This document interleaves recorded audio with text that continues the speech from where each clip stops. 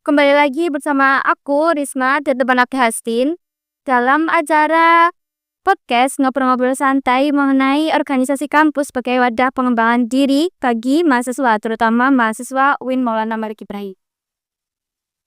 Ya, tanpa berlama-lama, narasumber kita udah hadir nih ya. Kalian sudah tahu semua nih siapa namanya? Ya, langsung saja. Ini adalah narasumber kita yaitu Kak Akbar Yusfi.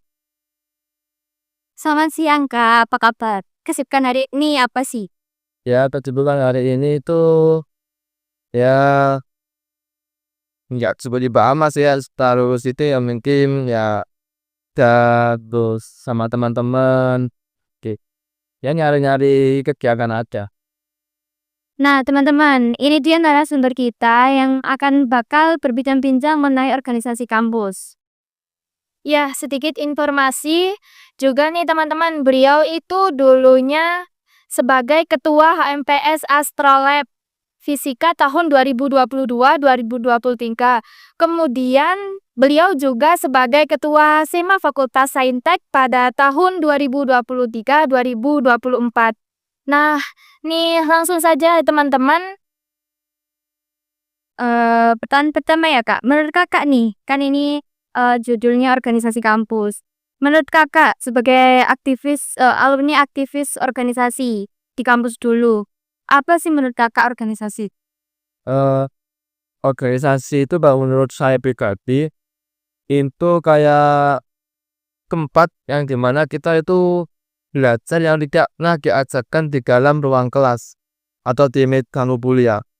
Seperti kayak belajar public speaking, manajemen waktu, manajemen mengkoordinir teman-teman yang berbeda dengan karakternya masing-masing seperti. Jadi ya banyak sih kalau menurut saya organisasi itu, tapi yang paling terpenting itu menurut saya organisasi itu yang paling penting buat karir kedepannya itu yaitu bagaimana cara kita bisa mengatasi sebuah permasalahan yang ada di masyarakat seperti itu. Nah, fokus pada pembahasan kita kan ke kampus UIN Maulana Malik Ibrahim Malang nih. Apa saja sih Kak organisasi yang ada di UIN Maulana Malik Ibrahim Malang? Banyak kalau dibicara tentang organisasi di UIN Malang itu ada banyak. Yaitu yang pertama kalian yang dekat dengan kalian itu HMPS. Yang dulu itu namanya HMC. HMC itu berubah menjadi HMPS yaitu Himpunan Mahasiswa Program 7. Jadi tiap-tiap masing jurusan itu memiliki HMPS kayak fisika, terus matematika, kimia, bahkan komputer sains pun juga. Terus ada lagi kayak Dema, Sema, seperti itu. Dema Sema itu dibagi jadi dua, yaitu Dema Sema Fakultas dan Universitas. Nah, perbedaannya apa? Perbedaannya itu kalau Dema itu lembaga eksekutif dan Sema itu sebagai lembaga legislatif. Jadi pimpinan para Dema dan HMPS itu adalah Sema, yaitu sebagai badan legislatif. Dema itu kepanjangannya tahu nggak? Snapmas. Ya, dan mahasiswa. Berarti kalau di SMA itu kayak OSIS sama MPK gitu ya Kak? Iya, kayak BKP. Terus kalau Kakak sendiri nih dari mulai maba sampai mau lulus ikut organisasi apa aja sih Kak? Kayaknya kalau saya itu yang pertama jelas HMPS. HMPS terus a- apa itu naik ke Dema. Dema maaf, Sema. Sema setelah dari ketua dan ada beberapa organisasi di luar kampus yaitu kayak PMII. Terus alasannya kenapa milih organisasi ini sih Kak? Kan ada organisasi lainnya. Kenapa kok milihnya SEMA, harus SEMA? Kenapa kok nggak DEMA? Ya. Jadi gini, kalau HMPS itu kenapa saya dulu ikut HMPS itu karena ya dulu waktu SMA saya itu suka sama organisasi. Mulai saya ikut OSIM, terus Dewan Ambalan ya, Dewan BA, Dewan Ambalan. Akhirnya dari situ kayak saya tertarik ke organisasi. Nah, di kuliah saya juga ikut. Akhirnya saya ikut HMPS. Soalnya langkah awal saya dalam ikut organisasi di tatanan kampus. Nah, abis itu yang saya mengikuti HMPS, saya ikut BNI. di kegiatan yang ada di luar kampus. Seperti kenapa kok harus BMI? Karena menurut saya itu eh, tembaga Tirta sama Eksa itu saling berkesinambungan. Karena ya kalau kita ingin baca organisasi, ini yang saya kakak sekarang ya. Kalau kita baca organisasi itu bukan di Dema ataupun Sema ataupun HPS, tapi malah di organisasi luar ekstra. BMI boleh, HND boleh, JMIT boleh, pokoknya yang ada di kampus lah seperti itu. Kebetulan saya ikut JMI. Nah, habis itu setelah saya ikut TMI sama HPS, saya ikut SEMA, Dema F yang sekarang ada di Semayu. Itu sebagai ketua komisi administrasi. Ya pemenangnya apa ya? Suka aja sih yang pertama kita organisasi. Emang dari awal dari SMA udah terjun ke organisasi ya Kak? Nah, boleh cerita tadi kan kakaknya kan organisasi luarnya kan PMII. Nah, itu nanti benefitnya apa buat kedepannya? Kalau yang saya rasakan ya, ini true story sih. Dulu waktu aku masih mahasiswa itu nggak percaya, masa sih itu organisasi itu apa ya, berdampak positif banget terhadap diri kita. Apa sih, nggak percaya, percaya biasa-biasa aja gitu gak sih ikut organisasi, dan ternyata sangat berdampak positif. Terutama kalau kita itu terjun ke masyarakat.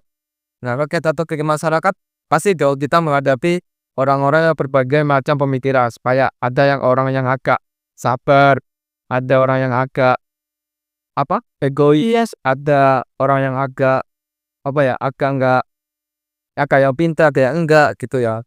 Ya bagaimana kita bisa menyelesaikan dari semua gelang-gelang itu. Nah, bagaimana cara kita mengambil jalan tengahnya begitu. Nah, jadi ya banyak sih gampangnya. Terus juga kalau kalian ingin terus bekerja ataupun ya di spot dua itu kan juga ditanyain, karena orang-orang yang organisasi sama aku kan itu terlihat beda beda sekali aku telah kuliah seperti itu. Cara ngomongnya beda, cara menyelesaikan masalah juga beda. Berarti ngebantu banget nih ya buat teman-teman yang lagi berproses, misal apalagi kalau dari awal suka sama organisasi. Nah, di setiap kali berproses ya Kak, apalagi dalam berorganisasi nih, nggak mungkin dong dan nggak nggak mungkin banget kalau nggak ada naik turunnya pastinya, ada kendala.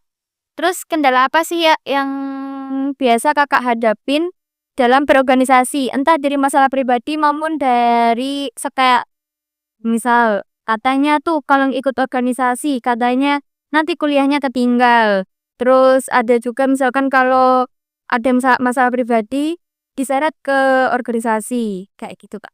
Nah, kendala apa sih yang paling sering? Kalau kalau kendala sih hanya namanya juga ikut organisasi kan kita harus berarti kan kita harus siap menerima permasalahan-permasalahan dan resiko-resiko yang ada dan paling Siap double. ya tanggung jawab double pasti.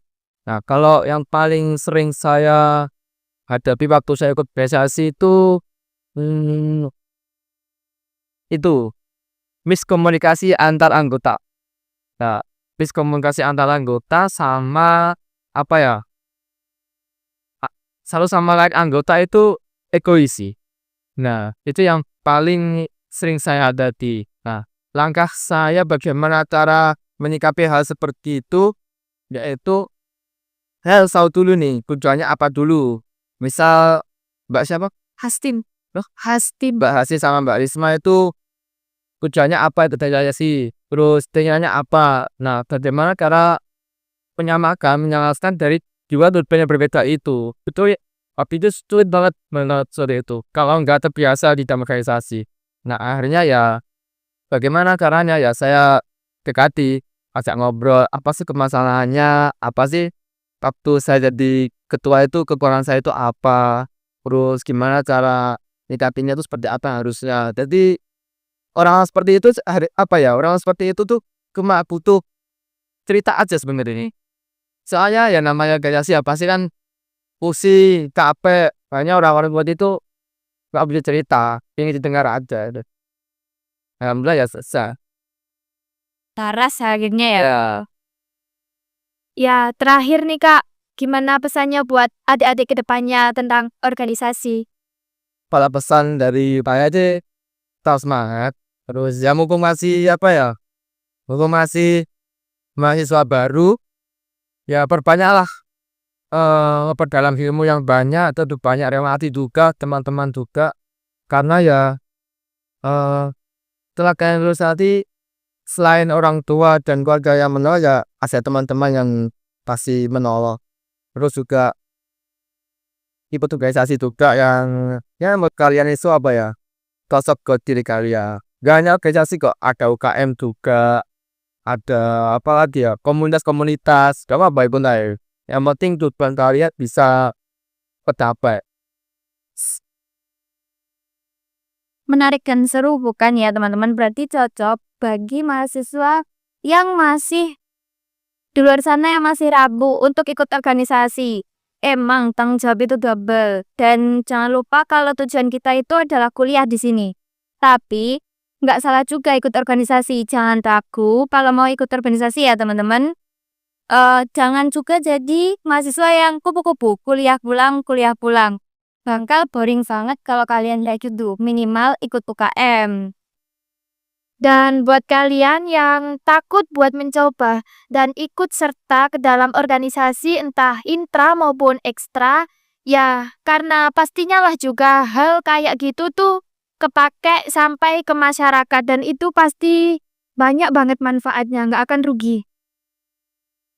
Nggak kerasa nih teman-teman, udah sampai ngobrol-ngobrol kita udah sampai pada penghujung. Sebelumnya makasih buat kabar udah nyempetin waktunya. Sepertinya sampai di sini dulu pertemuan kita kali ini. Nantikan kami video selanjutnya. Sekian dari kami. Wassalamualaikum warahmatullahi wabarakatuh. See you next time.